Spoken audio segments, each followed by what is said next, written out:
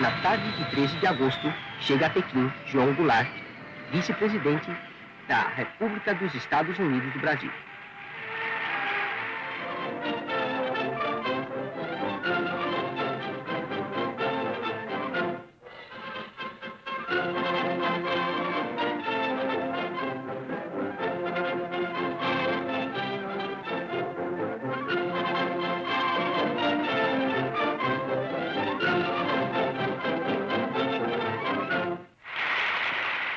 Sou portador de uma mensagem ao povo chinês, mensagem de amizade do povo brasileiro.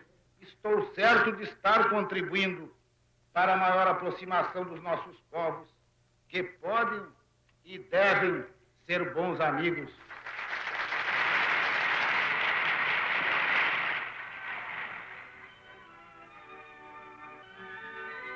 Zhou Enlai, primeiro-ministro do Conselho de Estado, entrevista-se com o vice-presidente João Goulart.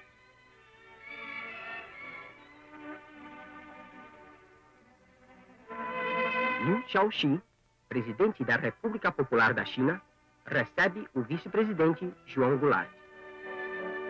Os hóspedes de honra visitam o Museu de História da Revolução Chinesa. Esses caracteres chineses dizem: distribuamos a terra, a golpe de machado, inauguremos um novo mundo. E a golpes de foice, cortemos o universo velho.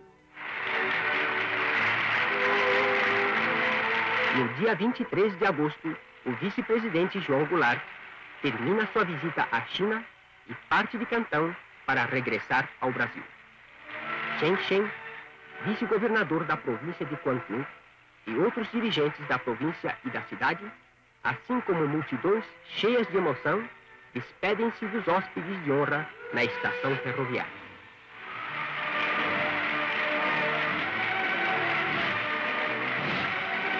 Que sustentem cada vez mais a amizade e a unidade e a cooperação entre os povos da China e do Brasil. Felicidades ao povo brasileiro. Boa viagem aos hóspedes de honra.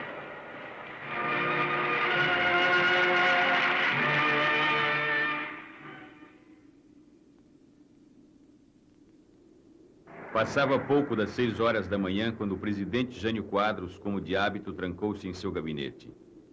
Naquele dia, porém, ele rascunhou os termos de sua renúncia que horas depois encaminharia ao Congresso Nacional, despertando os políticos de uma sonolenta sessão de sexta-feira. Sem que nada em sua expressão ou nos seus gestos traísse a decisão tomada, Jânio compareceu à cerimônia do Dia do Soldado. Vencido pelo que chamou de forças terríveis em seu bilhete de renúncia, foi fotografado pela última vez como presidente ao lado das forças ocultas. O ministro da Marinha, Silvio Eck, soou o alerta. Dar posse ao vice-presidente João Goulart era levar o país a uma guerra civil. Estava montado o cenário para o golpe. Eu fui cientificado da renúncia por um telefonema do chefe do cerimonial da Presidência da República, ministro Macedo Soares.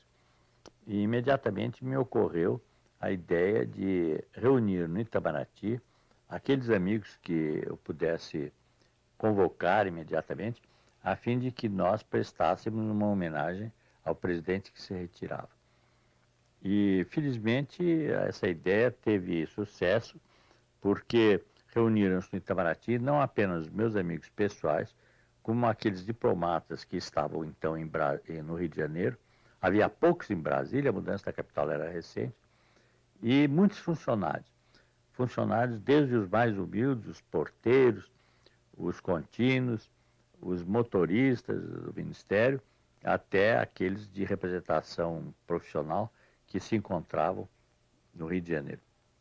Então, nós abrimos um champanhe em homenagem ao presidente e, como uma espécie de conservadorismo tradicional, oferecendo aos presentes a última recepção do Itamaraty. Ele recebeu a notícia em Singapura, no Hotel Raffles, pela madrugada. Uma agência telegráfica americana telefonou e queria que ele dissesse alguma coisa sobre a renúncia do Jânio Quadros. Renúncia que ele soube naquele momento a notícia, né? Que ficou surpreendido. E me recordo, quer dizer, soube depois, que um dos acompanhantes, participantes dessa missão, que era o senador Barros de Carvalho, do PTB. E logo disse: "Ô, doutor Jango, vamos abrir uma champanhe para comemorar o futuro presidente." Mas o Jango era um homem muito precavido, né? Um homem com o pé no chão, né? E disse: "Olha, Barros, você quer tomar champanhe, não é inconveniente, vamos mandar buscar uma champanhe no bar. Agora, não para comemorar a minha chegada à presidência, mas sim em homenagem ao imprevisível."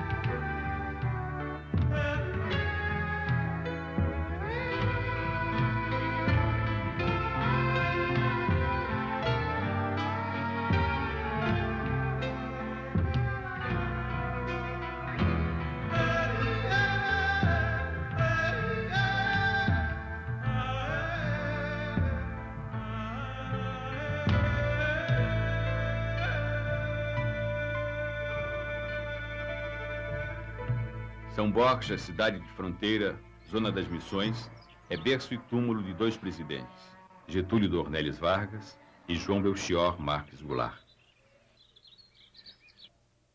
O quarto de João Goulart, na Granja São Vicente, guarda as lembranças de sua vida pública iniciada pelas mãos de Vargas.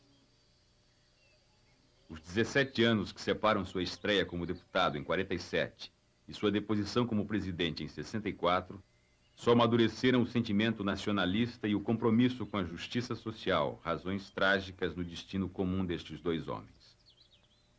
Ao disparar um tiro contra o peito na manhã de 24 de agosto de 1954, Getúlio Vargas acabou com a própria vida e também com os planos dos adversários que buscavam o caminho do poder, na trilha aberta por um golpe de Estado.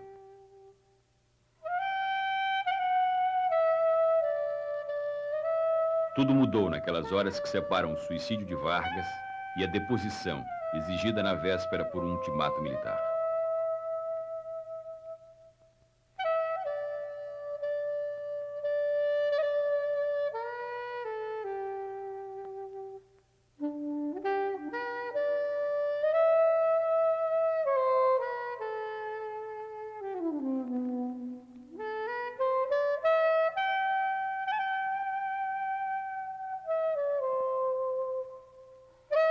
Ao embarcar para Porto Alegre para o enterro do amigo, Jango levava consigo a carta-testamento e a herança política de Getúlio.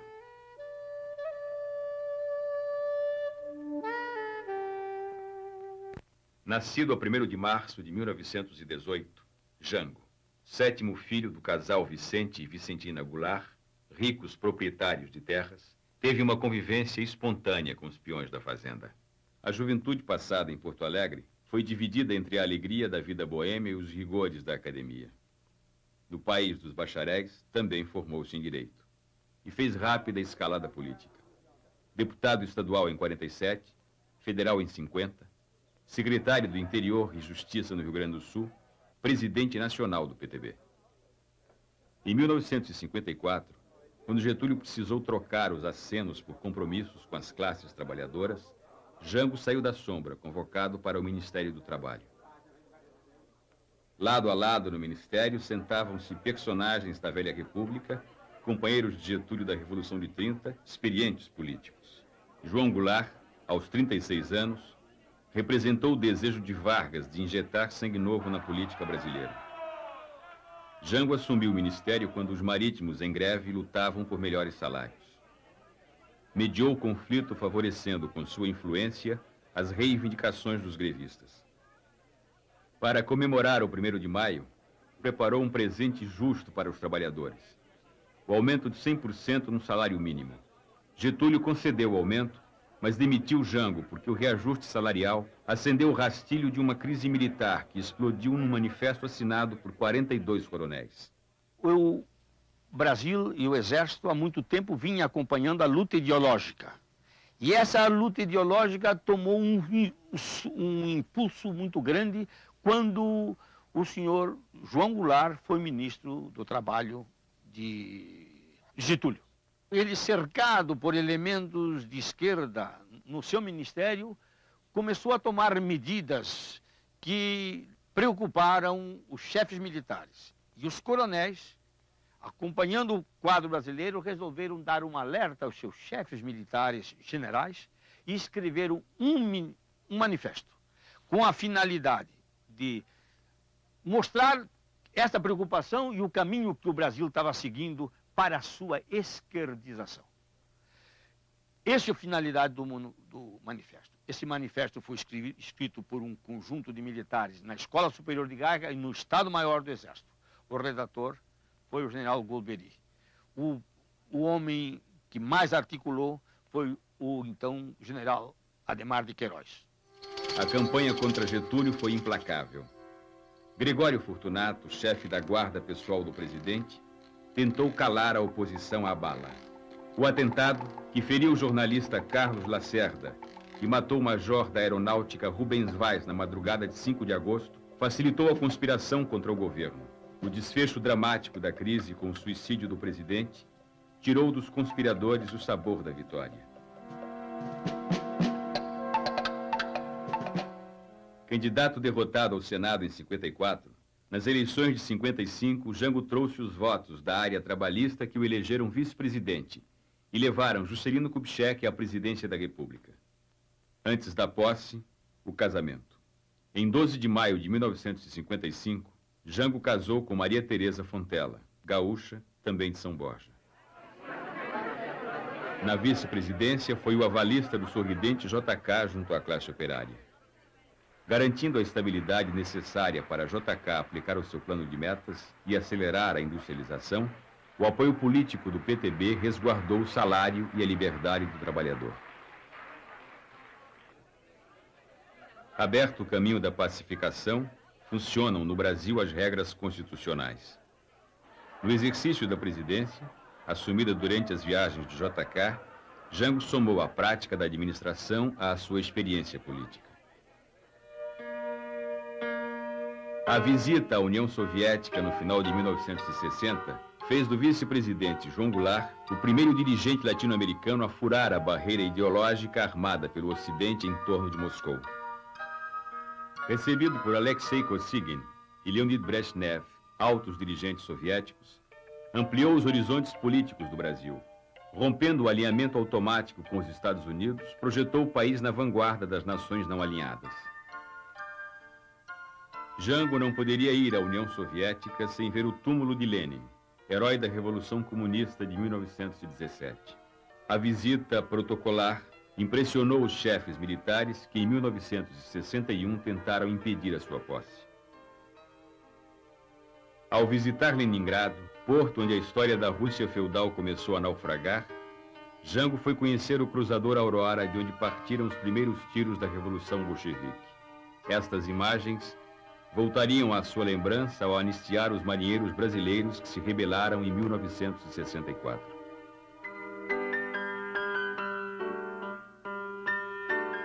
A descontração da viagem em ritmo alegre e informal fez o degelo da Guerra Fria.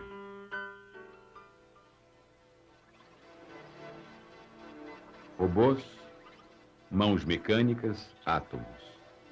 Jango descobriu na Rússia um mundo que entrava na era do Sputnik. O Brasil entrava na era da vassoura. A vitória de Jânio Quadros nas eleições presidenciais em outubro de 1960 tornou possível para a UDN matar sua fome de poder. Carlos Lacerda, Afonso Arinos e Magalhães Pinto foram os anfitriões da festa que converteu Jânio num udenista novo. Faixas, acenos, abraços e aplausos animaram o ritual da conversão. O Brasil estava contagiado pela febre janista. Dessa maneira, Jânio Quadros, esperança desse povo abandonado. Varre, varre, varre, varre, varre, vassourinha. Varre, varre a bandalheira. E o povo já está cansado de sofrer dessa maneira, Jânio Quadros. Para o PTB e os grupos de esquerda, o Marechal Henrique Teixeira Lotz surgiu como candidato ideal à presidência da República.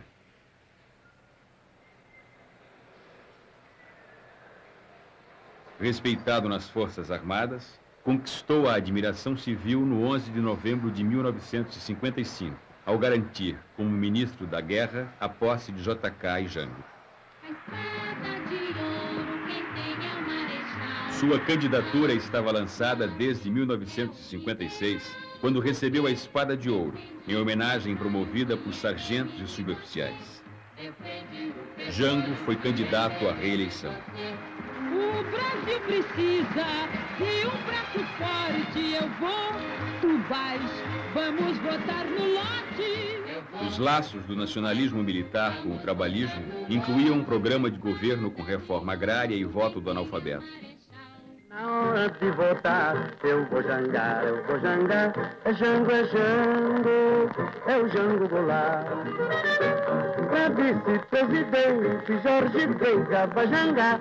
É Jango, é o Jango Goulart. O PSD, para não romper a bem-sucedida aliança com o PTB, acompanhou a indicação da chapa Lotz e João Goulart. O eterno candidato Adhemar de Barros, com seu velho partido social progressista, roubava os votos populares. Antes, os de Juscelino, agora os de Lotz. O sóbrio Milton Campos foi a garantia da UDN na dobradinha com Jânio. Para desatar suas mãos, Jânio estimulou por baixo do pano a dobradinha Janjan, que no final foi vitoriosa.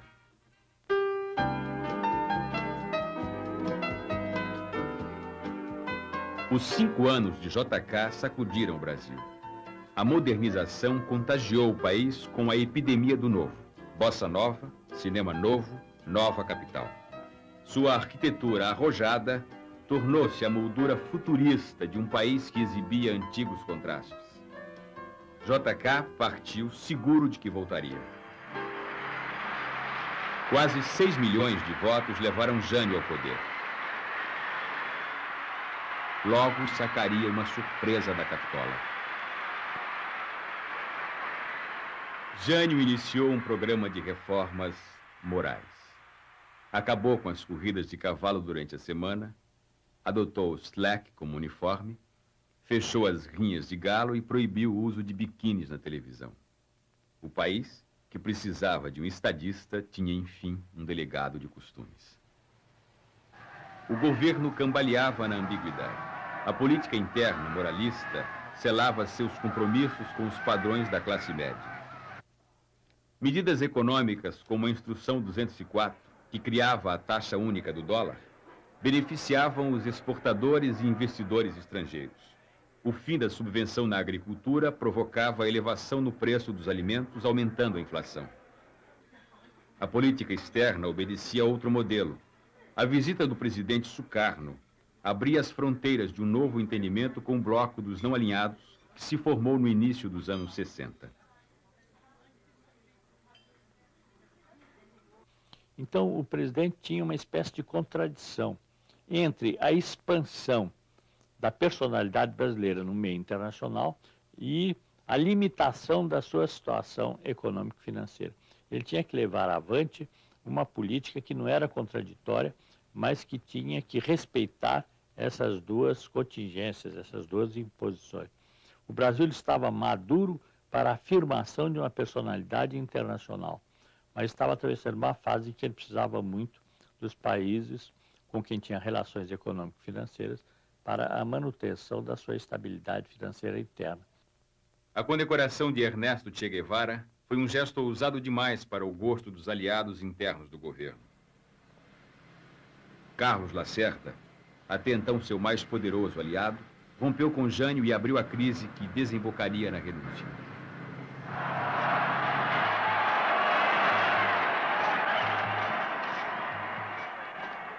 Em agosto de 1961, o aperto de mão com Mao Tse-tung fez de João Goulart novamente pioneiro, desta vez aproximando o Brasil do terceiro mundo.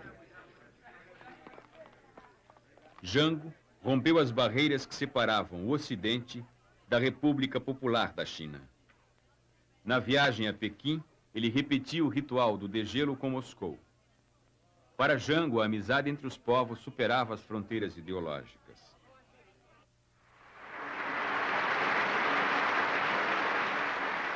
A visita reconhecia o direito do povo chinês à sua autodeterminação. Meus amigos chineses, nestes poucos dias de convívio com o povo chinês e com os seus dirigentes, pude ver que esta não é a velha China, cheia de lendas e superstições, que os povos ocidentais encaravam com um misto de vago temor e uma admiração reverencial pelo desconhecido. O vosso país dá-me a sensação de uma renovada juventude dentro de si mesmo. Ao primeiro contato convosco, diante da recepção calorosa que nos proporcionastes, senti-me como se estivesse hospedado na casa de um velho e bom amigo. Viva a amizade cada vez mais estreita entre a China popular e os Estados Unidos do Brasil.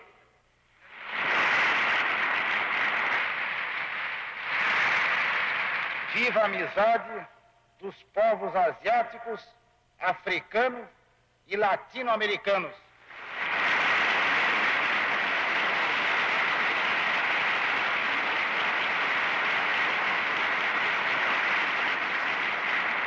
No dia 25 de agosto de 1961, explodiu a notícia da renúncia do presidente. Jânio deixou Brasília e se isolou na base aérea de Cumbica, em São Paulo, onde aguardou o desfecho dos acontecimentos. Na dúvida, um dos seus homens de confiança levou junto a faixa presidencial. Com o vice-presidente no exterior, o presidente da Câmara, Ranieri Mazzilli, assumiu interinamente a chefia do governo. Os ministros militares tentaram impedir o retorno e a posse de Jânio.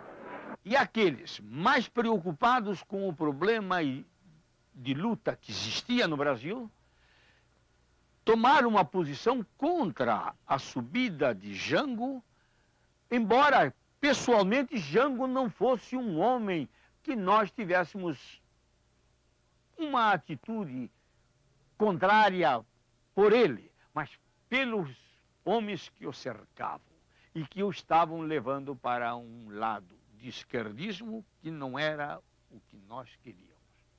E é preciso prestar atenção, é que nesse momento a guerra revolucionária já instalada no Brasil estava preconizando a conquista pacífica do poder. E era isto que nós queríamos evitar que ocorresse no Brasil. Que o Brasil fosse seguir o caminho da Tchecoslováquia. O meu primeiro gesto foi de oferecer garantias ao presidente Jânio Quadros, porque achávamos, nos primeiros momentos, que ele havia sido vítima de um golpe. Finalmente eu consegui uma comunicação através do jornalista Castelo Branco com a base de Cumbica, em São Paulo. E o presidente Quadros mandou-me dizer que realmente havia renunciado. A partir daquele momento, passamos a dirigir todo o nosso protesto, reivindicando a posse do vice-presidente. Tomei todas as medidas que cabia ao Estado em matéria de mobilização, para assegurar a ordem pública. Comuniquei-me com o comandante do Terceiro Exército, dizendo que, diante da situação, que ele também sabia, cabia ao Estado tomar todas as providências para resguardar a ordem pública. E que, de acordo com a Constituição, somente quando não pudéssemos resguardar a ordem pública, pediríamos, então, a cobertura e a colaboração das forças federais. Ele concordou e eu passei a tomar todas as providências. Mobilizamos todos o armamento disponível e nos preparamos para uma resistência. E sentimos que o Brasil inteiro fechou. Todos os demais estados submeteram-se à junta militar, com exclusão do governador Mauro Borges. Aqui no Rio de Janeiro, o governador Lacerda desencadeou a repressão. Em São Paulo também houve uma omissão por parte do governador Carvalho Pinto e desencadeou-se a repressão. O mesmo em Minas. E procurei contato com todos os generais e chefes militares que eu consegui, direta ou indiretamente.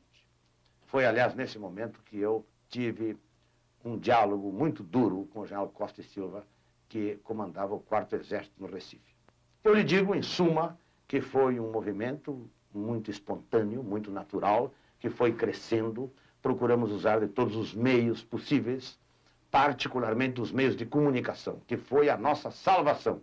Conseguimos informar não apenas a opinião pública do Estado e do país, quer dizer, ganhamos aquela luta essencialmente como uma batalha de opinião pública, como também conseguimos informar aos próprios militares, ao ponto que a junta militar que ocupou o governo dava ordem para uma unidade militar marchar contra o Sul, e eram os próprios oficiais que se reuniam e decidiam recusar a ordem. A UNE, sob a minha presidência, decretou uma greve nacional e houve uma grande mobilização estudantil. A diretoria da UNE decidiu deslocar a sede da União Nacional dos Estudantes para o Rio Grande do Sul, para ali, juntamente com o povo gaúcho e com o povo brasileiro, participar intensamente da campanha da legalidade. Eu tive a oportunidade de me dirigir aos estudantes universitários brasileiros pela cadeia da legalidade e participando de todo o processo de mobilização popular, de resistência ao golpe militar contra o presidente João Goulart. O povo nas ruas, a resistência no Sul, a divisão nas Forças Armadas, devolveram ao Congresso Nacional o controle do processo político. Desta vez, os políticos não debatiam o impedimento de Jango, mas a sua posse. A legalidade foi restabelecida com uma solução de compromisso. O Congresso aprovou a emenda parlamentarista. No senta-levanta da votação, ainda havia indecisos.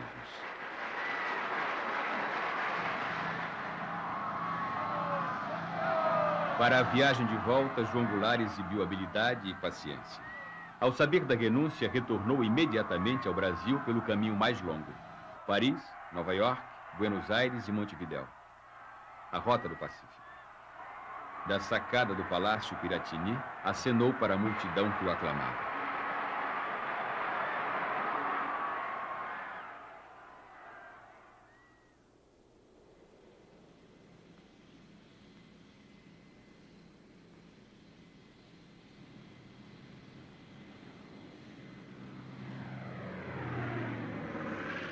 Na chegada a Brasília, políticos e militares se confraternizavam diante da solução pacífica da crise. Até mesmo os que haviam apostado no veto militar foram receber o novo presidente.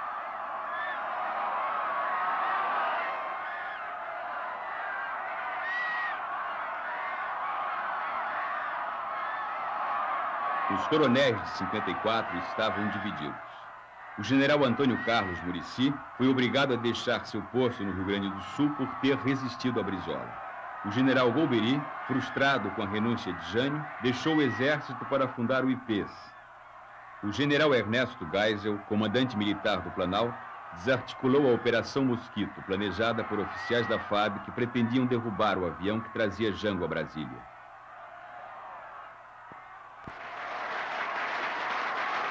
No dia 7 de setembro de 1961, Jango assumiu a presidência da República e anunciou que seu governo pretendia marcar uma nova independência do Brasil.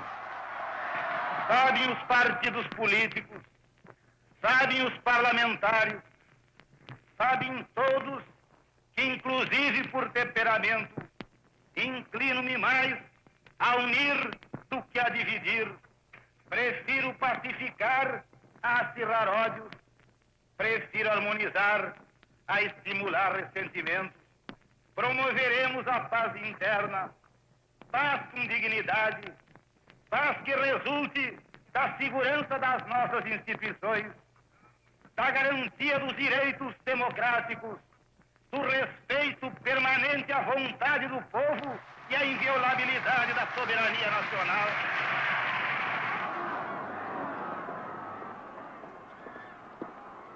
O deputado Ranieri Mazzilli, do PSD, devolveu a faixa presidencial a João Goulart. O presidente, no entanto, continuaria tutelado pelo PSD durante o novo regime.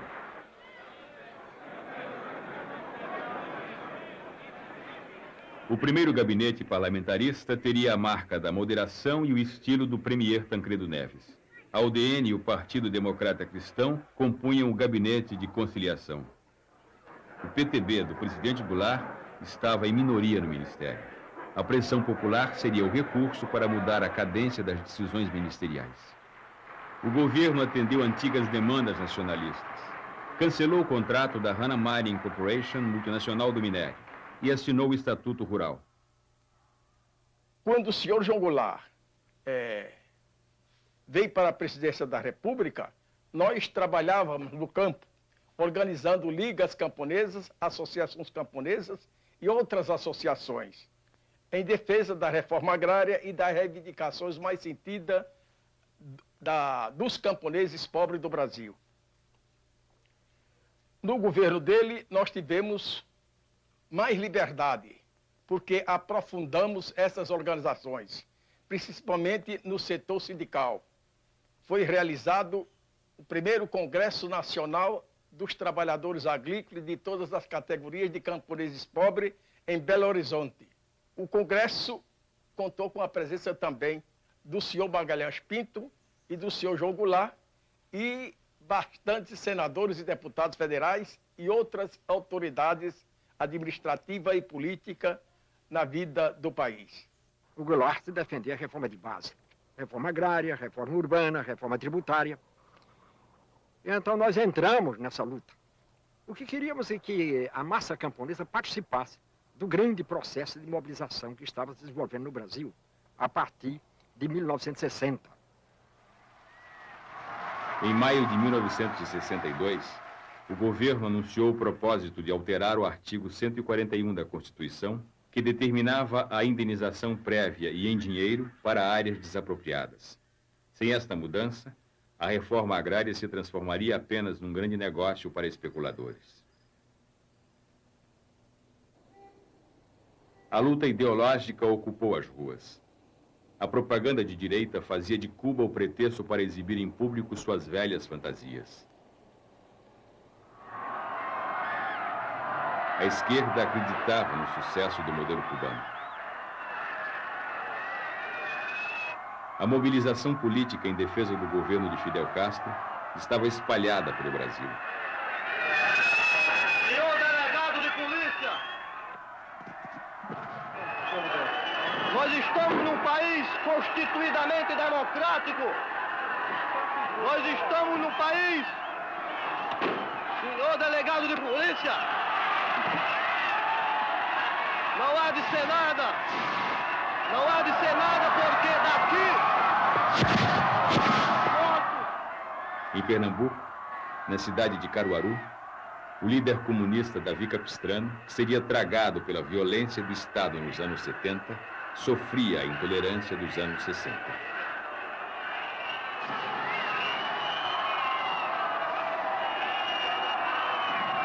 Apelo para a classe operária de Caruaru.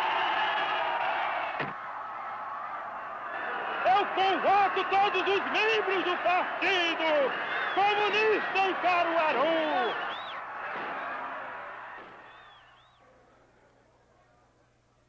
A escalada da violência terrorista deixaria sua marca na exposição soviética, que exibia no Brasil a nova bossa do mundo socialista e a tecnologia do leste da Europa.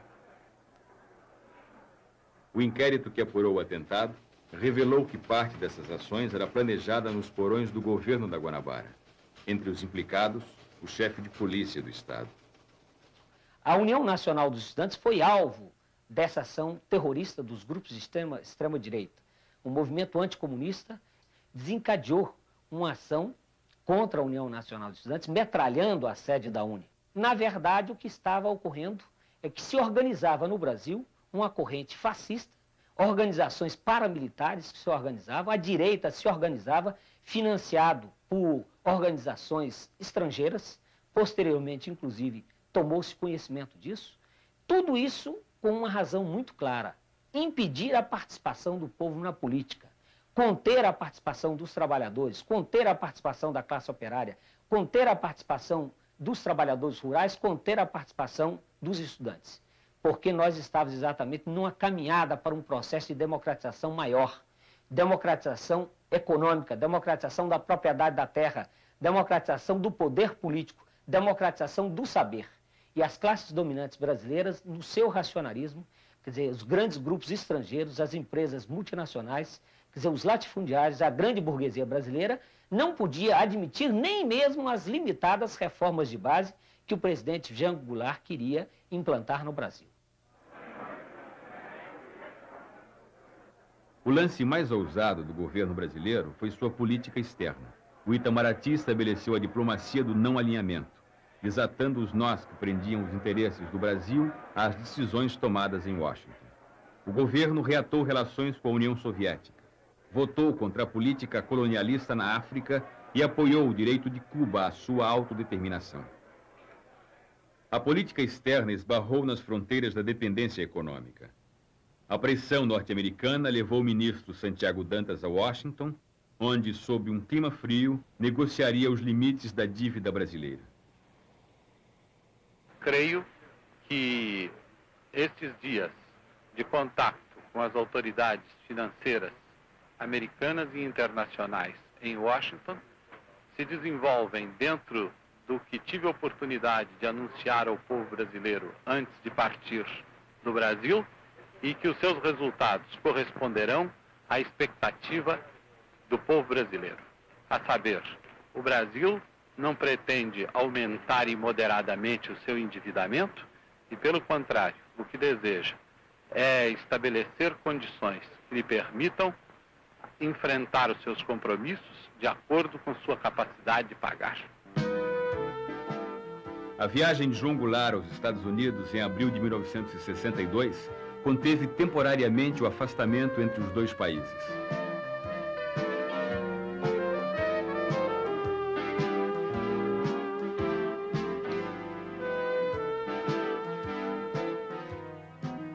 Na agenda de Jango, a prioridade era a renegociação da dívida externa. Para Kennedy, o importante era a definição das regras políticas no Brasil. A nacionalização das companhias norte-americanas e o programa de reformas soavam como sinais de comunização. Uma semana antes, o governador Leonel Brizola desapropriou no Rio Grande do Sul os bens da Companhia Telefônica Nacional, ramo brasileiro da ITT. Os Estados Unidos receberam Jango com confetes, temendo que o Brasil fosse desviado da rota ocidental. Na ONU, Jango explicou pessoalmente à imprensa internacional o significado das nacionalizações. A necessidade que nós sentimos de colocar em pauta a desapropriação das companhias dentro de fórmulas de entendimento foi exatamente pelas dificuldades que elas estavam criando no momento no meu país. poderemos estimular o investimento de capital estrangeiro se dermos a esse mesmo capital uma compensação justa. Quando eu falo justa, é exatamente para expressar o pensamento do país de justiça. Ela não pode obter também lucros excessivos. Lucros que a enriqueçam muito depressa em detrimento do interesse nacional ou à custa do empobrecimento do país. Por isso desejamos encontrar um termo justo em que elas tenham uma remuneração justa, razoável pelo seu capital, que possam obter lucros, mas que, se dedicando a atividades de interesse nacional, esses lucros possam também trazer benefícios ao país. O Departamento de Estado mandou ao Brasil 2 estrelas: o pálido glamour do galã John Gavin e a fé ensaiada do padre Patrick Peyton, pároco de Hollywood, preferido por 9 entre 10 estrelas de cinema. Para mobilizar as camadas médias da sociedade, Padre Peyton organizou uma cruzada religiosa sob o lema "A família que reza unida permanece unida". O objetivo era unir católicos contra comunistas.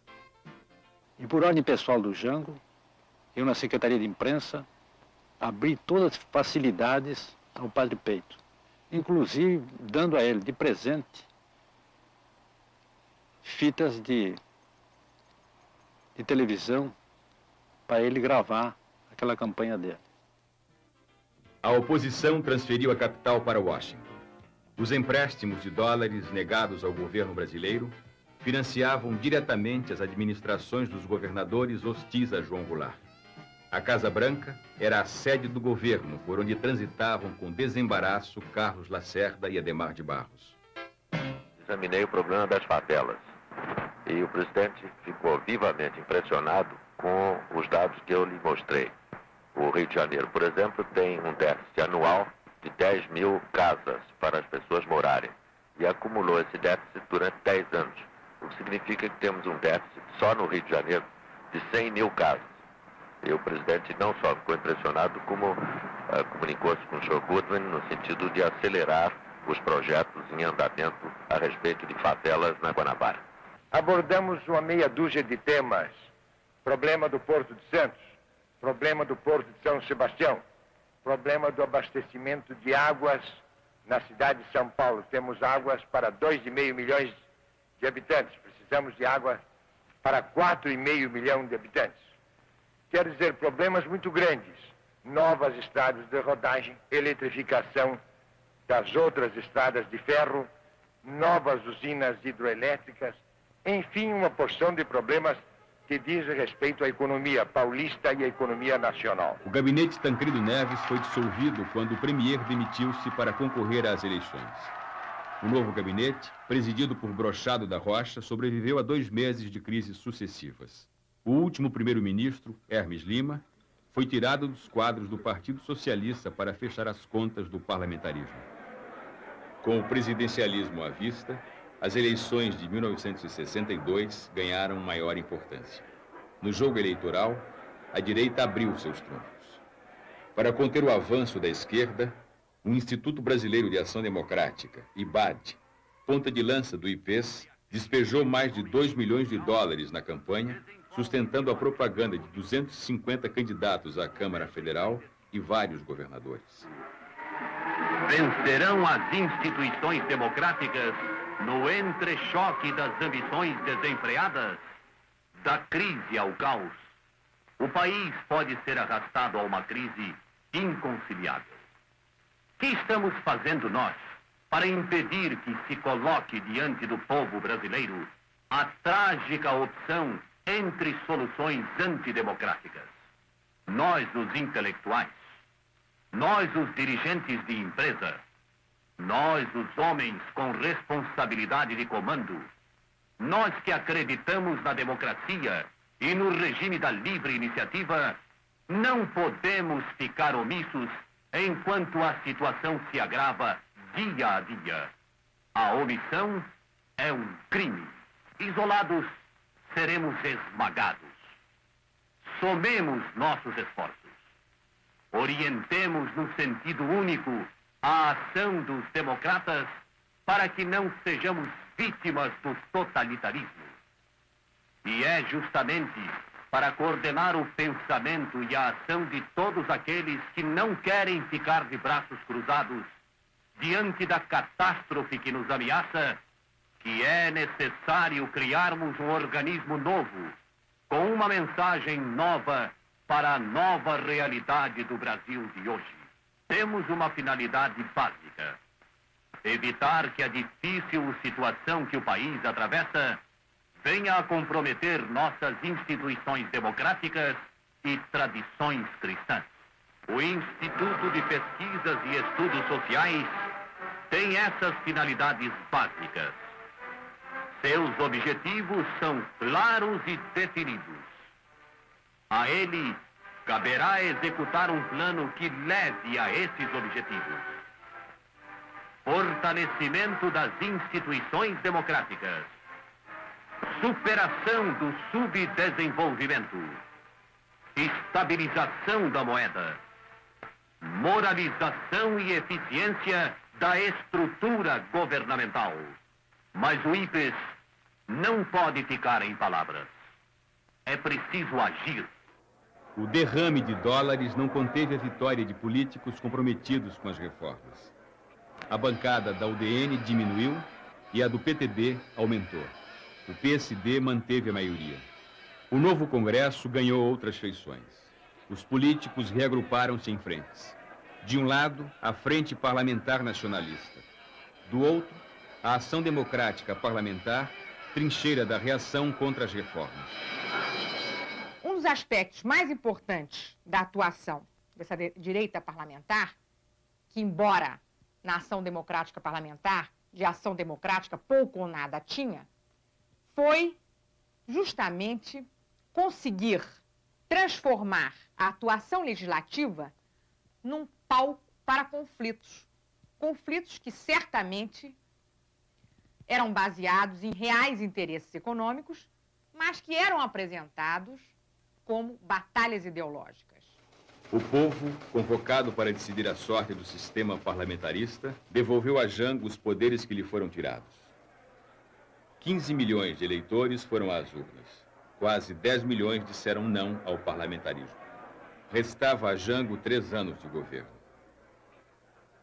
O presidente, em minoria no Congresso, organizou o Ministério de Conciliação, onde o PSD tinha maioria e a esquerda maior influência.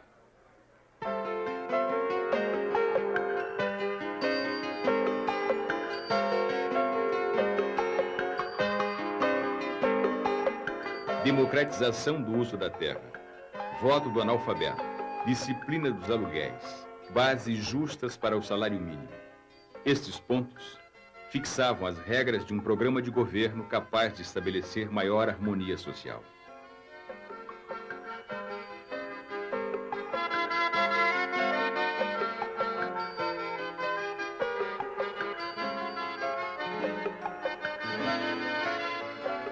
Jango propunha o fim da fome e da miséria, num país onde a justiça sempre foi o lado obscuro da democracia.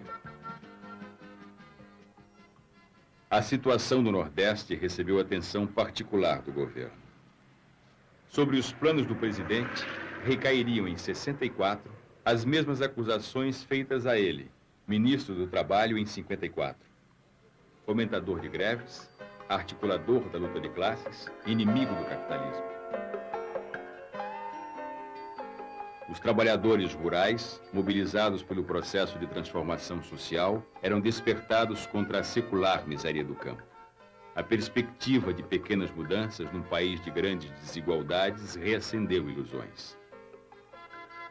Milhares de trabalhadores, sem terra e sem trabalho, embarcaram nesse trem de esperanças, saltando das páginas da literatura para o cenário político. Jango, com as reformas, fez o Brasil viver sua utopia.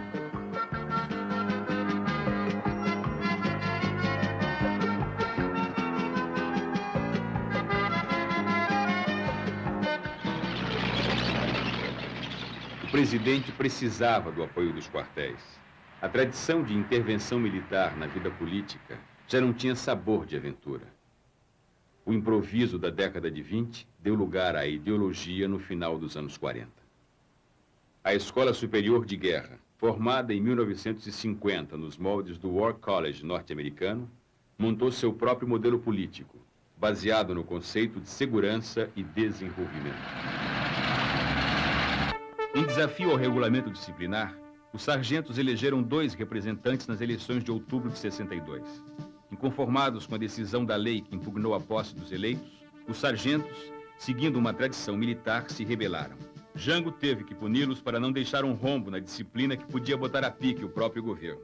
Sindicatos, estudantes e políticos mobilizaram-se em favor dos revoltosos.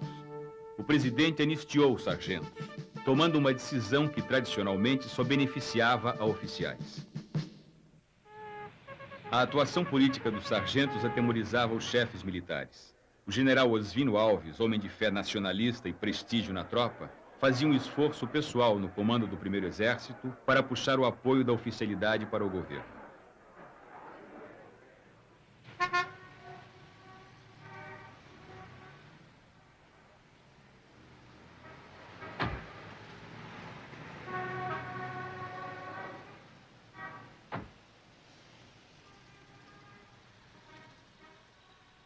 João Goulart acabaria cometendo um erro fatal. Como tantos outros governantes progressistas da América Latina, pagou pela ingenuidade de tentar resolver a questão militar na mesa de almoço. A conspiração contra Goulart já estava adiantada. Os telegramas confirmam que o próprio ministro da Guerra de Jango, general Amaury Cruel, integrava o grupo de militares que articulavam os planos para o golpe de Estado. Reunidos em palácio, eles teriam jurado mais uma vez fidelidade ao presidente e respeito à Constituição. O desejo dos chefes militares era exatamente que Jango fosse ao fim do governo. Porque nós só pretendíamos entrar numa ação armada no último caso. Nos preparávamos, sim, para ficar em condições de enfrentar qualquer ação do governo. Quando, porém, em fins de 63, tivemos notícia de que o governo estava preparando um golpe, e essa notícia foi confirmada por elementos de maior valor e confiança, nós partimos, então, para a possibilidade de partir antes do governo. A tendência das Forças Armadas é a intervenção, porque o hábito no Brasil é os conflitos sociais serem dirimidos pela intervenção das Forças Armadas. Então, são próprias forças políticas participantes desse conflito que convidam as Forças Armadas a participar. A maneira de evitar isso é a neutralidade das Forças Armadas como corporação, só possível com a divisão política e ideológica das Forças Armadas. A crise econômica, com uma inflação que ameaçava romper a barreira dos 100%, seria um dos freios dos avanços sociais. O Comando Geral dos Trabalhadores, o Grupo Compacto do PTB, Leonel Brizola e a União Nacional dos Estudantes exigiam as reformas de base como solução imediata. O plano trienal de Celso Furtado e Santiago Dantas sugeria primeiro o saneamento da economia. Esse é um ponto muito importante, porque nos põe a mão no que era a própria natureza do governo João Goulart. João Goulart não havia sido eleito presidente da República. Ele havia sido, na verdade, parte de uma coligação PSD-PTB. E quem estava em primeiro plano era o PSD, que era o partido majoritário. Ao assumir a presidência da República, ele teve que recompor essas forças. E se criou, então, diria eu, uma dicotomia, mas uma dupla orientação no governo, ou nas forças de apoio ao governo. Um grupo se empenhava em retomar completamente o controle da situação. Quer dizer, uma economia em desordem, que, como expliquei, por forte pressão inflacionária, balança de pagamentos, problemas externos e internos. E era necessário retomar o controle disso. E minha opinião, na época já, era que não se retoma o controle, senão crescendo, de uma forma ordenada. Daí o plano trienal. Isso é o espírito do plano trienal. Eu dizia, se tomamos o controle da situação, pomos a economia para crescer, então é possível introduzir as reformas que são a essência mesma da política do governo. Por isso o plano trienal terminava indicando as reformas de estrutura que eram necessárias. mas elas vinham como uma decorrência de um maior controle sobre a economia e, portanto, da formação já de um consenso em torno dessa solidez ao governo. O que aconteceu foi que os distintos grupos que apoiavam o governo não se entenderam sobre isso, pelo menos sobre, não digo, essa estratégia, não se entenderam. E havia poderosos grupos que consideravam que era mais importante era lançar imediatamente a bandeira das reformas. E foi nisso que não se formou consenso. E o presidente João Goulart ficou um pouco entre os dois grupos. Bombardeado pelos sindicatos e pelos empresários, o plano trienal não saiu da gaveta. Como remédio para a crise econômica, tinha um efeito insuportável para o governo: a contenção dos salários. O Comando Geral dos Trabalhadores, completamente absorvido pelos debates institucionais, abandonou o fortalecimento de suas bases sindicais. O CGT trocava o trabalho na linha de produção junto aos operários pela atuação na linha de frente junto aos políticos. A greve era uma palavra de ordem só atendida pelos trabalhadores das empresas estatais, às vezes com o apoio discreto dos operários da indústria e do comércio. Quando o Comando dos Trabalhadores percebeu o equívoco, era tarde. O mês de março já se aproximava. Jango pretendia reformar a face do capitalismo brasileiro, diminuindo as desigualdades sociais, dando-lhe um aspecto mais humano, menos selvagem. Entre seus aliados, muitas vezes seus objetivos eram confundidos com a intenção de acabar com o capitalismo. Outras tantas, de não pretender acabar com o capitalismo. Tinha que compor sua estratégia de ação, lutando ainda contra o desconforto pessoal de ser o presidente rico de um país pobre. O presidente não desprezava a influência da igreja. A Jango cabia convencer a alta hierarquia católica que as reformas sociais que pretendia iriam estabelecer no Brasil os princípios de justiça que o próprio cristianismo pregava. Os núcleos brizolistas, organizados em todo o país nos grupos de 11, escancaravam a luta de Brizola pelo poder com o slogan: cunhado não é parente, Brizola para presidente. As ligações de parentesco eram um obstáculo que a Constituição impunha. A proposta de alteração na lei municiou o arsenal da propaganda contra o governo. Travestida de defensora da Constituição, a direita se fortalecia. O alarido da campanha convenceu a classe média, setores militares, igreja e empresários de que o governo queria mudar a Constituição para acabar com a democracia. Numa entrevista ao jornal Los Angeles Times, o governador Carlos Lacerda anunciou que os militares brasileiros já discutiam a data certa para depor João Goulart. Os ministros militares, indignados, pediam a punição de Lacerda.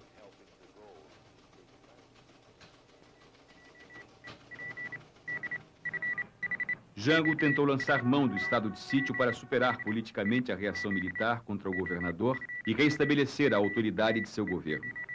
A esquerda suspeitou que a medida pudesse se desdobrar contra ela. É preciso voltar atrás àqueles dias difíceis e conturbados, quando as pressões se avolumavam contra nós. Quando vinham de todo lado, vinham daqui de dentro e vinham do exterior. Realmente não se queria admitir que no Brasil as reformas fundamentais fossem feitas. Nós tínhamos notícias de que em São Paulo, Adhemar de Barros, e no estado do Rio de Janeiro, Carlos Lacerda, se preparavam de uma forma ativa para uma revolução ou para um golpe. O estado de sítio foi decidido no Rio de Janeiro, numa reunião de Jango com o seu ministério e com seus ministros militares. As notícias que chegaram em Brasília do estado de sítio foram muito atemorizantes para nós. Nós não sabíamos naquele momento se a correlação de forças permitia que se instalasse um estado de sítio nesse país que não fosse depois alterado pelas forças majoritárias, aí pela parte reacionária do PSD, aliada ao UDN, num instrumento contra o trabalhador, num instrumento contra as conquistas dos trabalhadores, independente da vontade de João Goulart. Depois que Jango chegou a Brasília e que nós verificamos que o projeto de estado de sítio começou a ser emendado, permitindo violação de domicílio, permitindo todos aqueles abusos que depois de 64 foram normais, que nós tomamos a decisão de sermos contrários ao estado de sítio. Eu não sei até hoje se esta decisão nossa foi correta. Para evitar a derrota, Jango recuou. Isolado no Congresso, hostilizado pelos governadores Lacerda, Magalhães e Adhemar, bloqueado economicamente pelos Estados Unidos, Jango não tinha outra saída. Partiu para a mobilização popular, empunhando pessoalmente a bandeira das reformas. Em janeiro de 1964, o presidente tirou da gaveta e regulamentou a Lei de Remessa de Lucros, que tinha sido aprovada pelo Congresso há mais de um ano. Já no mês de março, um almoço na Vila Militar e a recepção calorosa manifestada por alguns oficiais não apagaram a inquietação e as dúvidas no olhar fatigado do presidente. A adesão de militares subalternos e o engajamento da oficialidade no projeto nacionalista do governo expressavam o empenho de quase todos os setores da sociedade brasileira na construção de uma democracia mais justa.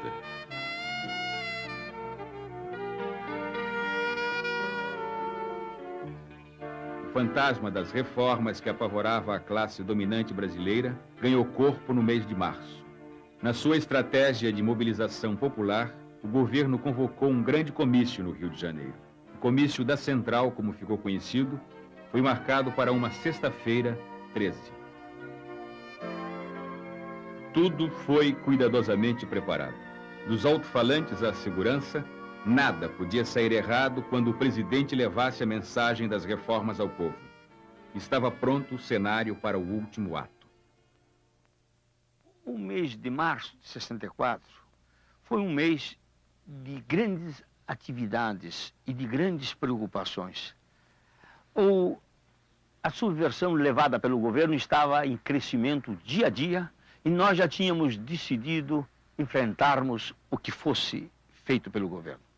Quando veio o comício do dia 13, nós recebemos esse comício quase como um assinte, uma bofetada no Exército, feito ao lado do quartel-general, com cartazes francamente subversivos da ordem democrática.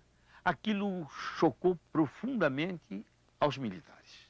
E dias antes do dia 13, eu tomei conhecimento, por um oficial meu subordinado, de que havia um grupo de oficiais que pretendia acabar com o movimento da maneira mais violenta possível.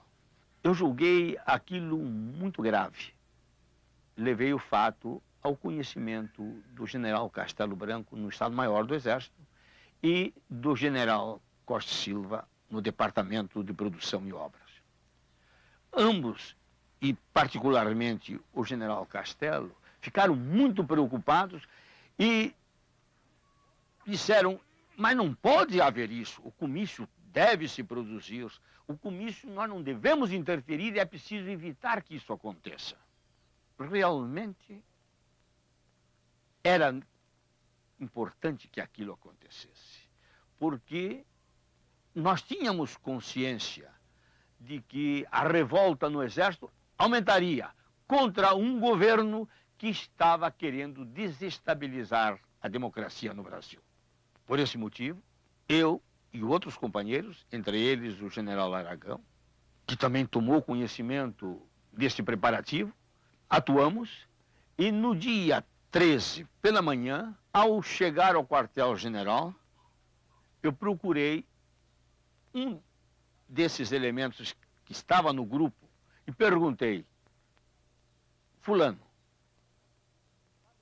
como é que está? Está resolvido? Não vai haver? General, não, ninguém vai interferir. Só não consegui falar com um. Você sai e vai falar com esse um. O comício não pode ter a menor interferência nossa. A consequência foi imediata. No dia seguinte, no Ministério, todo mundo só comentava o comício e a revolta era generalizada. Isto é, nós tínhamos ganho numerosos elementos que ainda não tinham decidido romper com a legalidade, que é muito difícil, como eu já disse. Então, o comício do dia 13 nos deu uma série imensa de elementos corretos, leais e que estavam ainda presos à ideia da legalidade absoluta. Bem, o Comista Central é uma espécie de tentativa para acelerar o processo das reformas, né? E muita gente o aconselhou que ele não fizesse aquele comício, que seria, sob certos aspectos, uma provocação. E que ele não anunciasse aquelas reformas, muitas que talvez não fossem possíveis de realizar. Aí o Jango, me lembro bem, declarou: não, eu não tenho problema de ordem de ficar ou não no governo. O meu problema é que eu tenho que realizar essas reformas. Eu prefiro cair e cair de pé.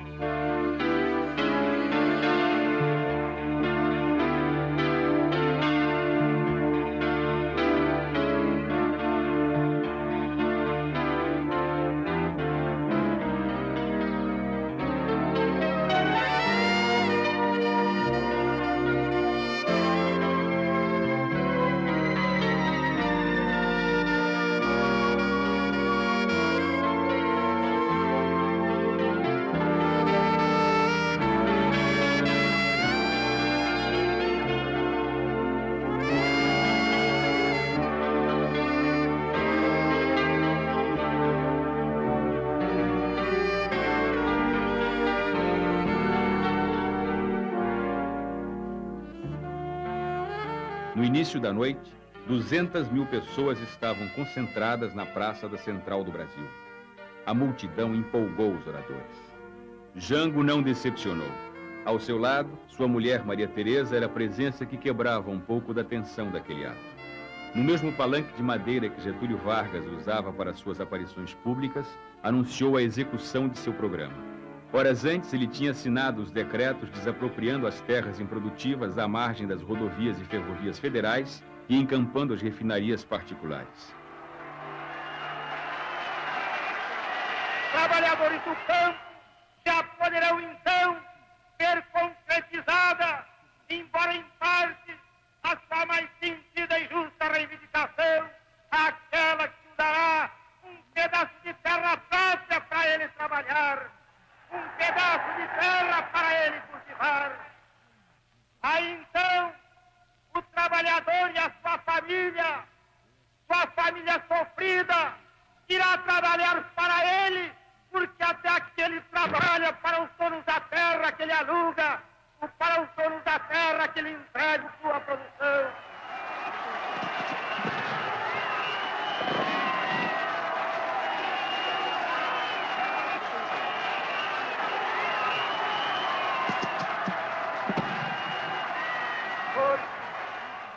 Com o alto testemunho da nação e com a solidariedade do povo, reunido na praça que só o povo pertence, o governo, que é também o povo e que também só o povo pertence, reafirma seus propósitos inabaláveis de lutar com todas as suas forças pela reforma da sociedade brasileira.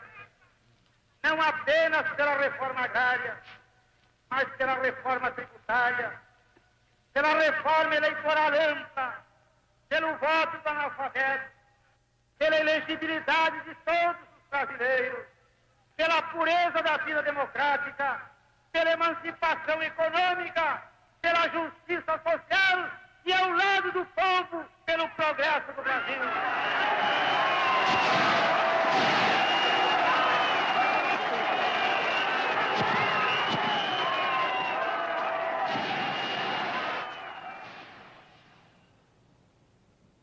Em São Paulo, a classe dirigente também se mobilizou contra as reformas. Com o apoio do governo do Estado, da sociedade rural e dos setores da igreja, foi organizada a Marcha da Família com Deus pela Liberdade. Ex-combatentes de 32 e as 400 paulistas levavam o rosário numa das mãos e na outra cartazes com alguns de seus mandamentos. O civismo matará o comunismo. defesa da Constituição e da legalidade. Jango retirou-se com a família para São Borja na Semana Santa de março de 1964.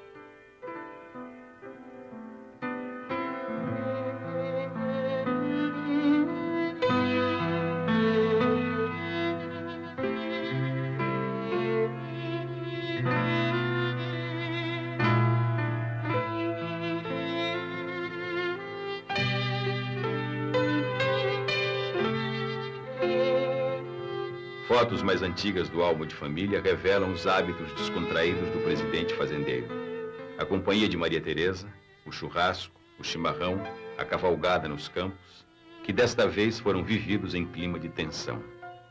Aliás, esta seria a última vez que Jango estaria com a família na estância por onde passaria rapidamente em abril, solitário, rumo ao exílio no Uruguai.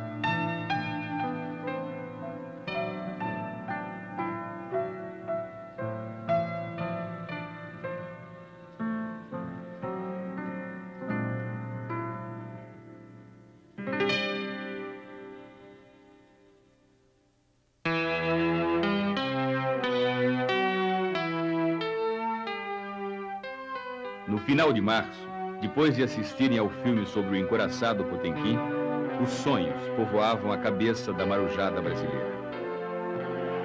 Sitiados no Sindicato dos Metalúrgicos durante a comemoração do 2º aniversário de sua associação mantida à revelia da Marinha, centenas deles exigiam seus direitos: libertação dos companheiros presos, melhoria da alimentação e o direito de casar. Estava lá, como exemplo e testemunha, o velho João Cândido, herói sobrevivente da revolta que acabou com a chibata em 1910.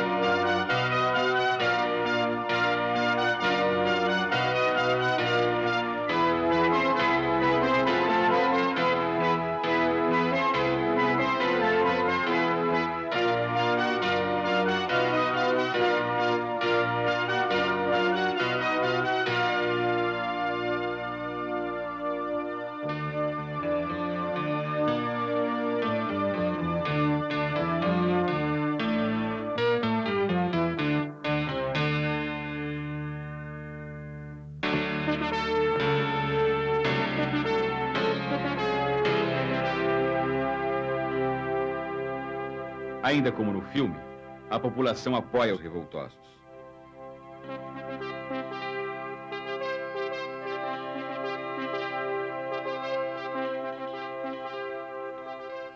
Amotinados no clube naval, em nome da disciplina, os oficiais exigiam a punição dos rebeldes. De volta ao Rio, Jango encontra uma solução. Os marinheiros são presos e, em seguida, libertados.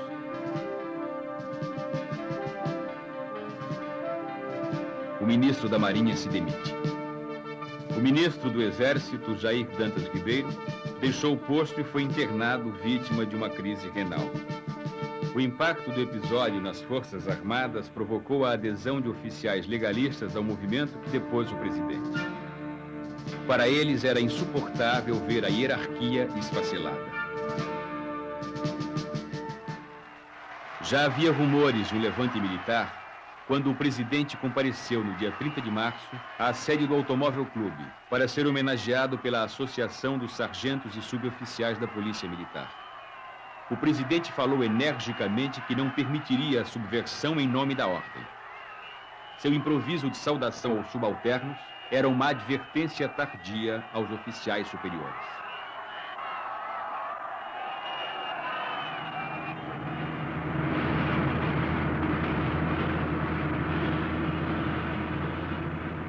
Na madrugada do dia 31, poucas horas depois de terminada a festa, as tropas do general Olímpio Mourão Filho, comandante da 4ª Região Militar, já avançavam sobre a Guanabara.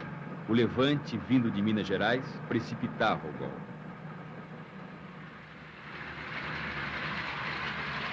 Na Guanabara, tanques do exército rolavam sobre a cidade sem encontrar resistência. A classe média exorcizou seus fantasmas, incendiando o prédio da União Nacional dos Estudantes. Na tarde do dia 1º de abril, na zona sul do Rio de Janeiro, já se comemorava a vitória. O presidente João Goulart tinha deixado a Guanabara, reduto do inimigo, seguindo para Brasília. A capital também não oferecia segurança ao presidente. Jango partiu para Porto Alegre. A batalha no Congresso seria rapidamente decidida. Presidindo a tumultuada sessão de 1º de abril, o senador Auro de Moura Andrade, num solene desprezo pelo destino das instituições legais, declarou vaga a presidência da República com o chefe do governo, João Goulart, em território brasileiro. Atenção. O senhor presidente da República deixou a sede do governo. Deixou a nação acéfala.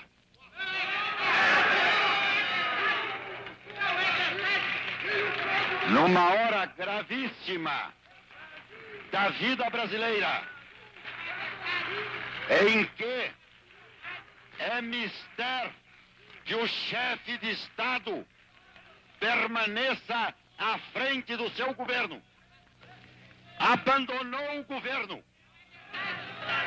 E esta comunicação faço ao Congresso Nacional. Esta cefalia configura a necessidade do Congresso Nacional como poder civil imediatamente tomar a atitude que lhe cabe nos termos da Constituição brasileira. Para o fim de restaurar nesta pátria conturbada a autoridade do governo e a existência de governo. Não podemos permitir que o Brasil fique sem governo abandonado.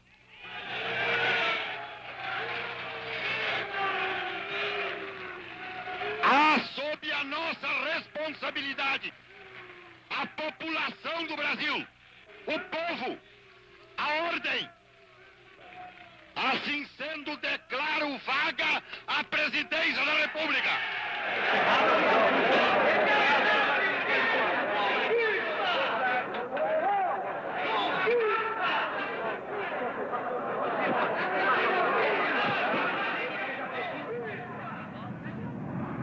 Para o Rio Grande do Sul, a derrota ainda não estava consumada. O ex-governador Leonel Brizola usava pelo rádio sua melhor arma. O povo nas ruas prometia reeditar a resistência de 61.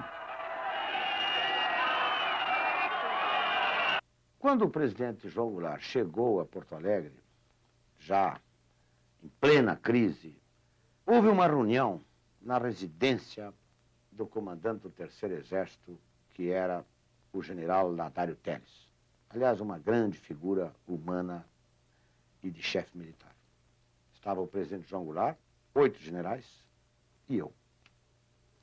E a minha proposta foi a seguinte: que o presidente se retirasse para o interior do Rio Grande do Sul, mais precisamente para a região de São Borja, e que, naquele momento, nomeasse o general Ladário ministro do Exército, e eu aceitaria a nomeação de ministro da Justiça, e que nós iríamos tratar da resistência.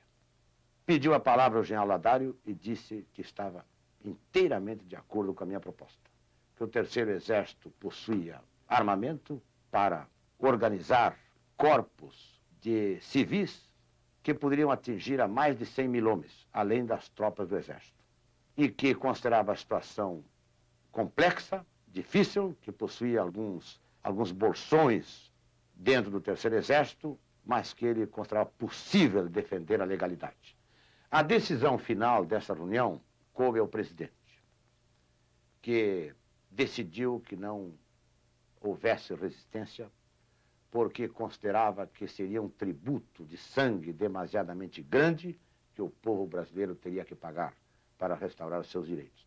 Aliás, eu comecei a preparar-me para uma eventual reação de Minas Gerais 1 ano e meio antes de março de 64, quando eu convoquei o coronel Zé Geraldo para comandar a Polícia Militar. Eu lhe dei incumbência de prepará-la para uma reação, porque eu estava certo que, com as dificuldades que eu tinha com o governo, eles acabariam querendo fazer uma intervenção em Minas, e eu reagiria. Então, eu preparei-me mais para uma reação a uma intervenção do que para depor um presidente. Magalhães tinha assumido uma responsabilidade nacional. E, nesse caso, ele achou que devia fazer, junto ao Palácio da Liberdade, um governo que tivesse também um caráter nacional. Para isso, ele convocou Milton Campos, Zé Maria de Alckmin e eu.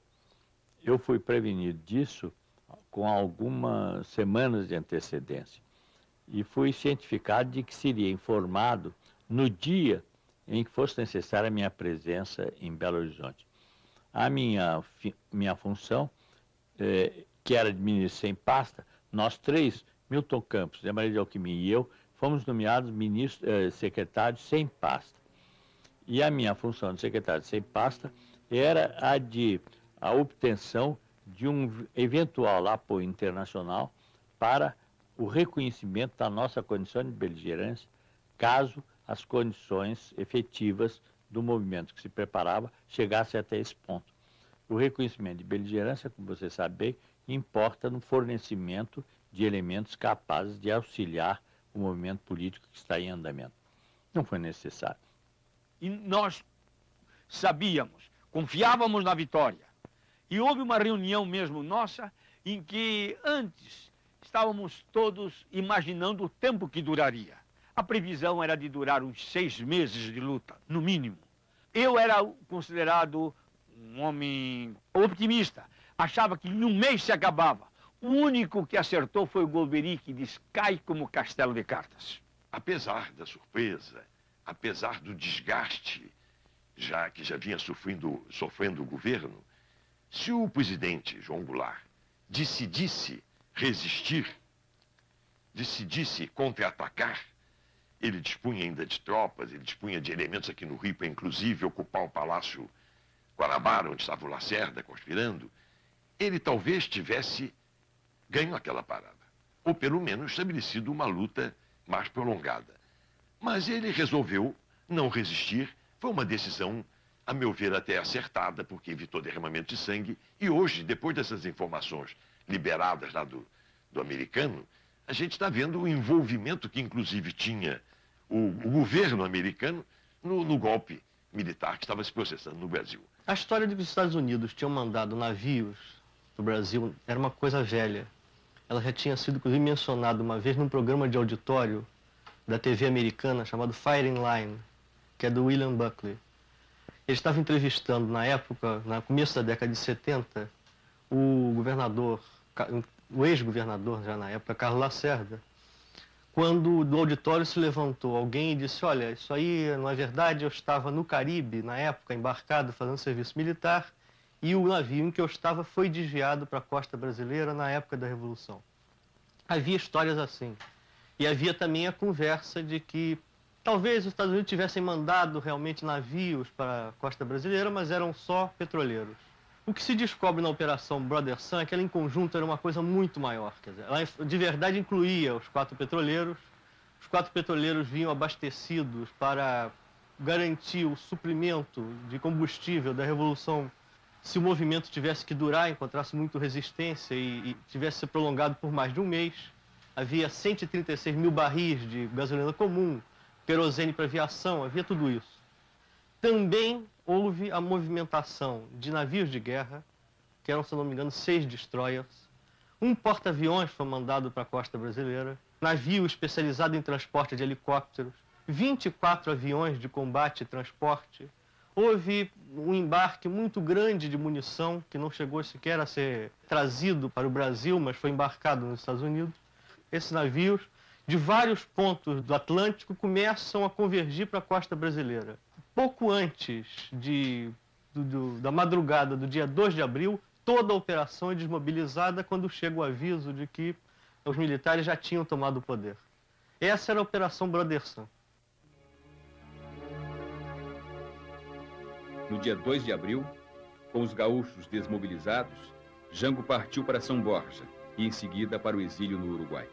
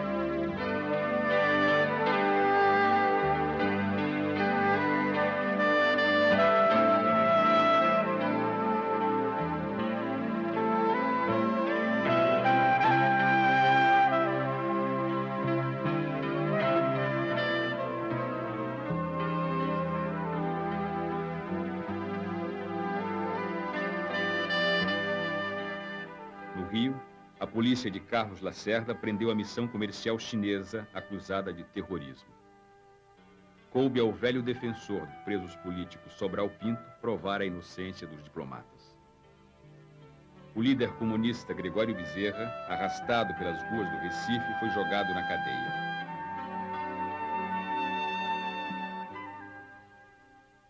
Entre os prisioneiros, um traidor. O soldado José Anselmo dos Santos, conhecido como Cabo Anselmo, dirigente da Associação dos Marinheiros e líder do motim no Sindicato dos Metalúrgicos, anos depois, seria denunciado como infiltração da polícia pelos militantes da luta armada. No Rio de Janeiro, a classe média faria a versão carioca da Marcha da Família com Deus pela Liberdade, já com a vitória assegurada. O direito de nascer. Este furor cívico seria logo depois capitalizado para a campanha De Ouro para o Bem do Brasil, uma tentativa de resolver os problemas econômicos do país com atos de caridade patriótica. Ao chegarem no Rio, Mourão e Magalhães receberam cumprimentos pela vitória de um movimento que aparentemente chefiava. Em minha interpretação, ocorreram 2 golpes em 64. O primeiro golpe foi um golpe típico latino-americano. Algumas forças civis apoiando um movimento militar que surgiu lá em Minas Gerais e que realmente, seus aspectos exteriores, era realmente o que nós conhecemos da história da América Latina. Agora, no curso daquele golpe, houve o outro, deu-se o outro, por dentro. Este foi o que ficou e acabou expelindo todos os personagens, civis e militares, que participaram do primeiro. Este foi o que permaneceu, foi este que construiu, nesse tempo, um núcleo militar e um sistema econômico. Porque, na verdade, haviam dois movimentos. O de Minas, que eu chamo que era movimento ingênuo, patriota, que queria apenas pôr ordem no país e não desejava nada de pessoal. Eu jamais desejei. Tanto que, chegado ao Rio de Janeiro, o Carlos Lacerda e o Juscelino me procuraram, dizendo que era hora de eu assumir o poder. Eu disse que não fiz movimento para assumir a presidência da República. Foi sem pleitear qualquer coisa de pessoal, o que eu queria é que o Brasil entrasse no seu caminho verdadeiro da ordem e da tranquilidade. No Rio de Janeiro, havia um grupo que se preparou muito bem. Mas esse grupo parece que Lincoln Gore estava ligado, porque esse grupo teve recursos. Nós, em Minas, fizemos com os nossos recursos próprios e poucos. E nem depois fomos indenizados, porque o presidente Castelo era do outro grupo. A escolha do general Castelo Branco inaugurou no Brasil o sistema de eleições presidenciais indiretas com candidato único resguardado por atos institucionais. Declaro empossado na presidência da República dos Estados Unidos do Brasil, Sua Excelência, o senhor Humberto de Alencar Castelo Branco. Defenderei e cumprirei com honra e lealdade à Constituição do Brasil.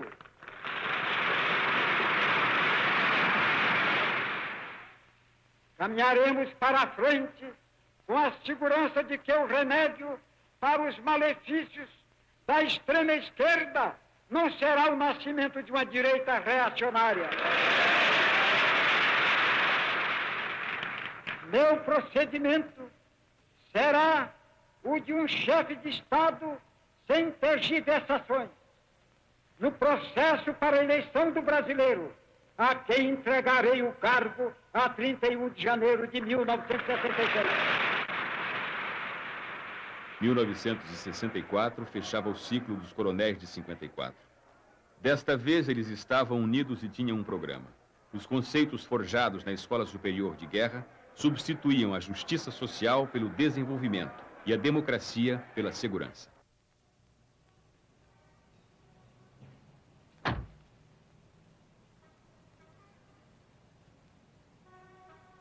O Ministério Castelo Branco tinha políticos udenistas e tecnocratas, agora a serviço da nova ordem.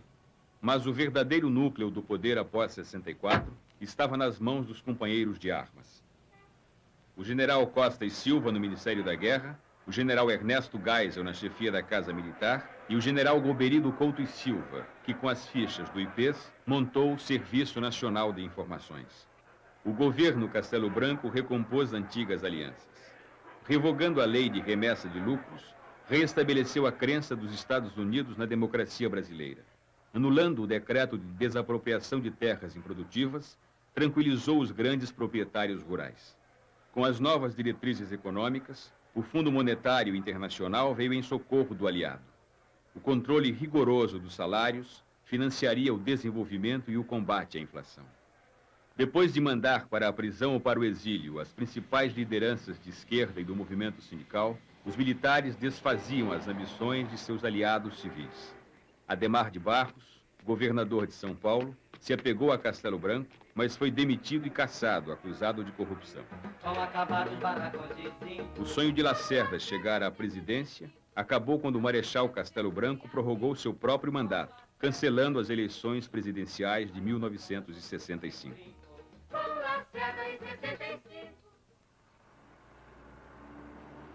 As eleições para os governos estaduais fizeram de JK o centro da resistência civil. A vitória das oposições para os governos estaduais em Minas e na Guanabara inquietou o governo. Pressionado pela linha dura, Castelo Branco baixou o ato institucional número 2, extinguindo os partidos políticos e transformando também em indiretas as eleições dos governadores. O cordial JK, também cassado, cumprindo o ritual dos IPMs, passou pelo mesmo caminho que muitos outros brasileiros passariam.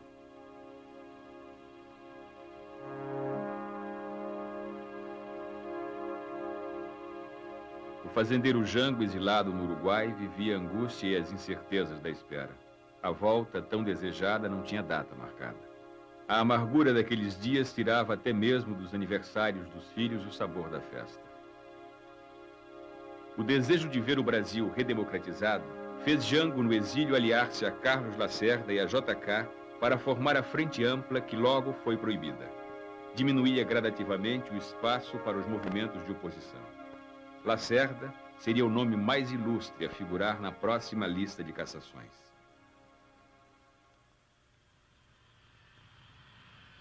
O sucessor do Marechal Castelo Branco foi o general Costa e Silva. Contra a vontade de Castelo, o ministro da Guerra fez-se candidato.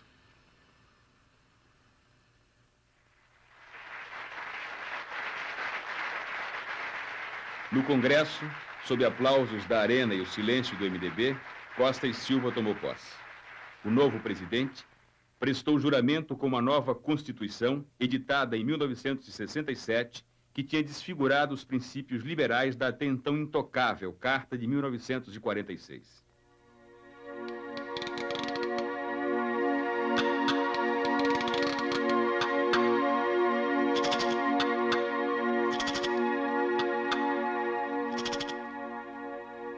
A marginalização do povo e o fracasso das soluções políticas abriram caminho para as passeatas.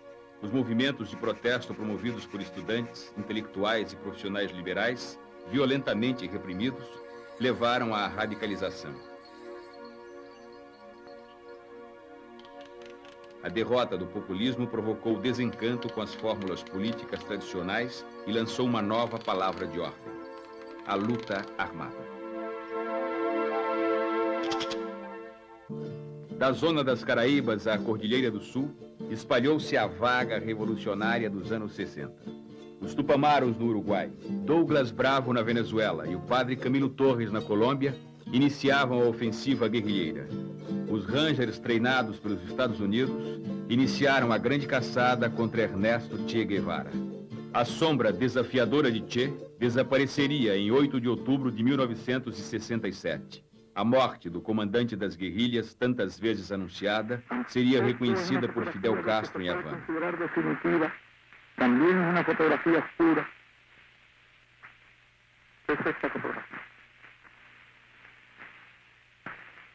Podía estar seguro, siquiera, de que adoptara un mínimo de medidas de cuidado. Muchas veces ir adelante en alguna patrulla de exploración.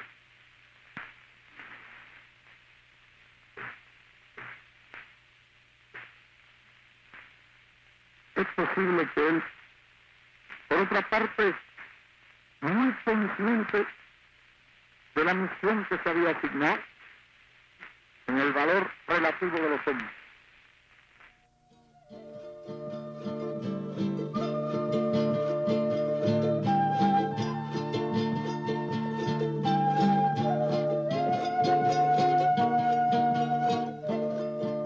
No coração da América, na província de La Higuera, na Bolívia, um helicóptero trazia amarrado o corpo de Guevara. O general Hugo Banzer fiscalizava pessoalmente a operação. Estava nervoso como um caçador inferiorizado diante da presa. Ernesto Che Guevara, o revolucionário exemplar, estava morto. Sua imagem, com um fuzil na mão e uma estrela na boina, renasceria não só no Terceiro Mundo, mas nas rebeliões de 68 em Paris, Praga, Berlim, Berkeley.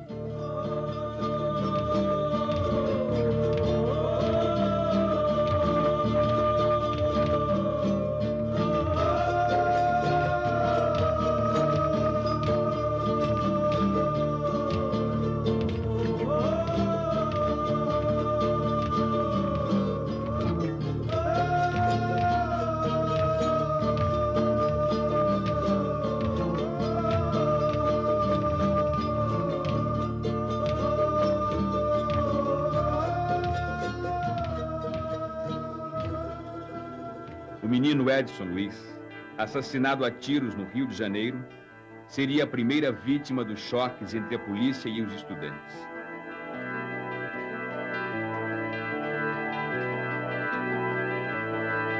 Quem cala sobre teu corpo consente na tua morte, talhada a ferro e fogo nas profundezas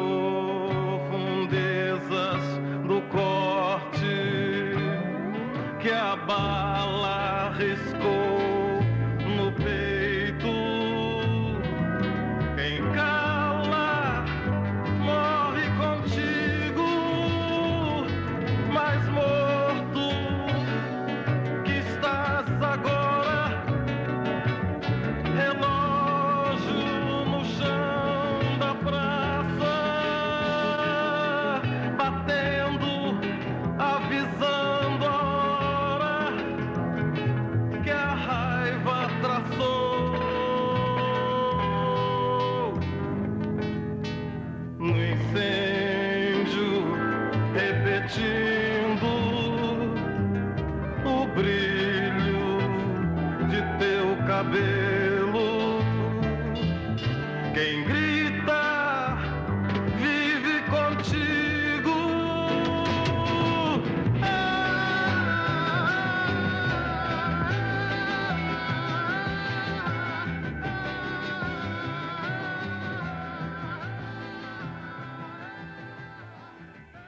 Sua morte motivou os grandes movimentos de protesto nas ruas. Claro, ficou decidido na Assembleia dos Intelectuais que eles comparecerão em massa à passeata. Eu estarei lá, espero que vocês também compareçam. Você, Tony? Devemos comparecer todos. Eu vou como mulher, como atriz, como mãe, como cidadã. Eu vou porque eu quero que a opinião pública saiba que nós indo temos muita coragem para desmanchar o mito do que o estudante está querendo uma coisa errada e a desordem. Eles são a nossa esperança e nós estamos de braços abertos para aceitar todas as suas reivindicações. Eu me sinto orgulhosa de meus filhos participarem disso. Estarei na rua, tenho 2 filhos universitários. Eu prefiro que meus filhos estejam na rua a estarem fumando maconha, em roda de iê fumando maconha.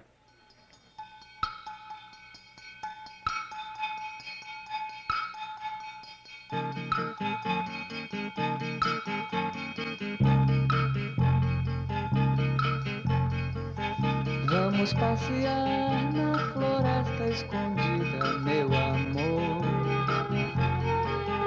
Vamos passear na avenida.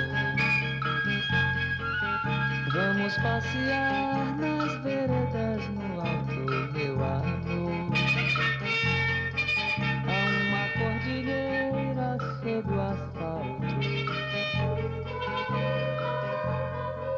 A estação primeira.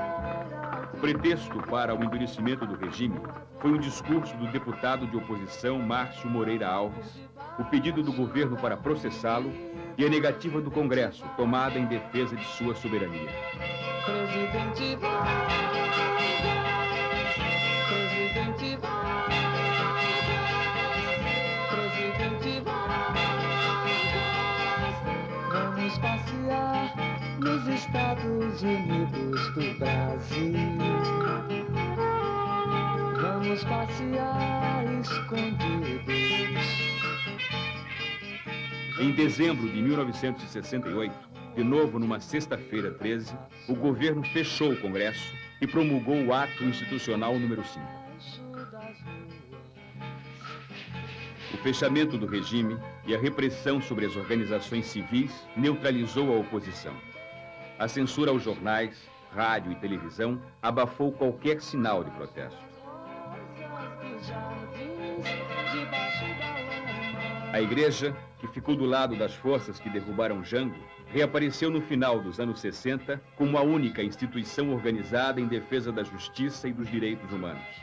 O assassinato do padre Henrique, colaborador direto de Dom Helder Câmara, marcou com sangue a nova orientação da igreja. Com a perseguição, a cassação de todo o movimento popular, a obstrução dos movimentos sindicais, faz com que a igreja reste como o único espaço onde o movimento popular possa se reorganizar.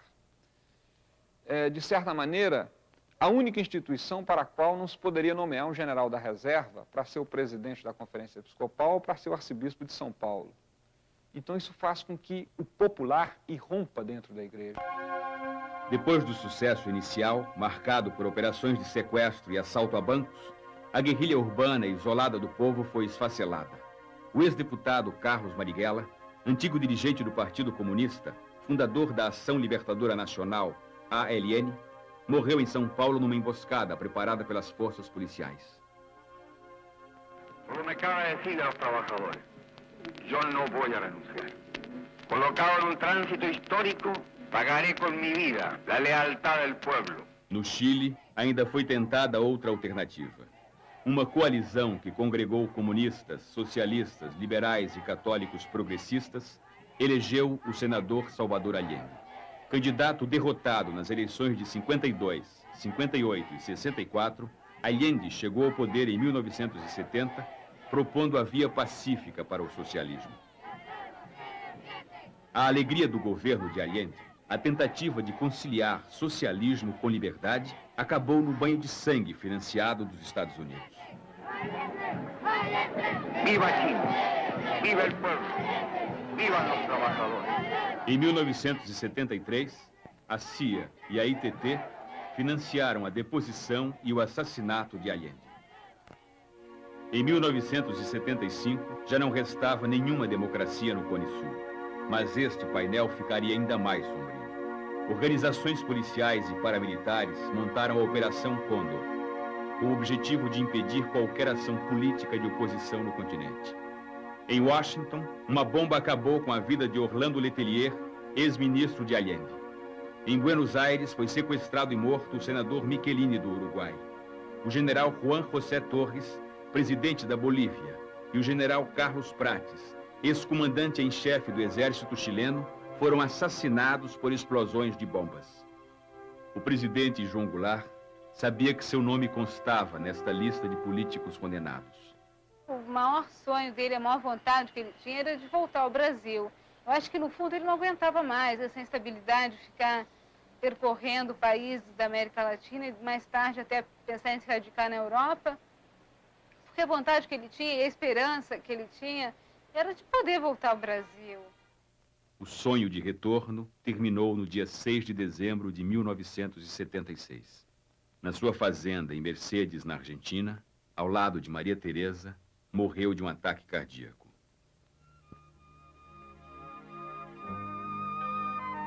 O jornalista Carlos Castelo Branco registrou assim a sua morte. O presidente João Goulart, sem condições de voltar ao Brasil, compelido a deixar a Argentina e aconselhado a não permanecer no Uruguai, morreu como um peão perdido à procura do caminho de volta ao seu galpão.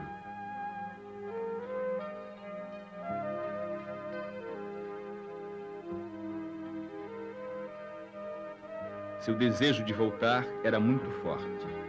Na fração de tempo que separa a vida da morte, voltaram as imagens da juventude em São Borja, da sua posse em Brasília, do 13 de março na Central, do enterro de Vargas. do carinho do povo e do seu papel na luta pela construção de uma sociedade mais justa que lhe valeu o destino de ser o único presidente brasileiro a morrer no exílio.